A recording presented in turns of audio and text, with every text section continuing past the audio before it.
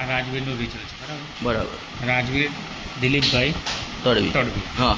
હવે એમાં એને એબ્સન્ટ બતાવ્યું છે શામાં?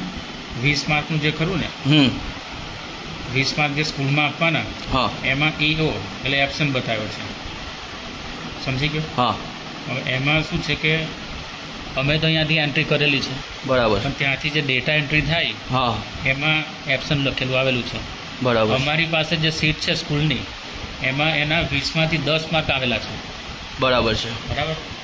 એટલે તમે તો તમારા માર્ક્સ એડ કરીને આપી દીધેલા છે, પણ ત્યાં જે અમારા જે ત્યાં ગાંધીનગર જે બેઠેલ છે એમને ડેટા એન્ટ્રીમાં મિસ્ટેક કરી છે અને જેના કારણે આ છોકરાનું રિઝલ્ટ ફેલ થયું છે. બરાબર ને? એમાં જો બીજું કે અહીંયા જે વિષય છે ને, કયો વિષય? વિજ્ઞાન. 80માંથી 26 માર્ક આવે તો પાસ, એટલે વિજ્ઞાનમાં ફેલ છે. 21 માર્ક છે. જે તમારે અહીંયાથી કેટલા મૂકવા જોઈએ? એવું નહીં, અમારા સ્કૂલમાંથી ફક્ત 20માંથી અમારે માર્ક મૂકવાના હોય. એટલે તમે કેટલા મૂકેલા છે? આમાં તો મૂકેલા જ છે ને. બરાબર. પણ ભૂલ શામાં આવે છે? ઇંગ્લિશની અંદર એબ્સન્ટ બતાવે છે. બરાબર. હવે એ ઇંગ્લિશની અંદર સ્કૂલમાંથી 10 માર્ક મૂકેલા છે, બરાબર. પણ આપણી જે રિઝલ્ટ આપણે જોયું ઓનલાઈન, એમાં એનું આવે છે એબ્સન્ટ બતાવે છે.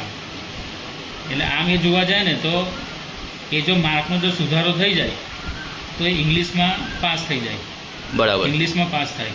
પણ ગણિત અને બીજો કયો વિષય મેં કીધો? વિજ્ઞાન. એમાં 2 વિષયમાં ફેલ છે. આ છે ને ફેલ.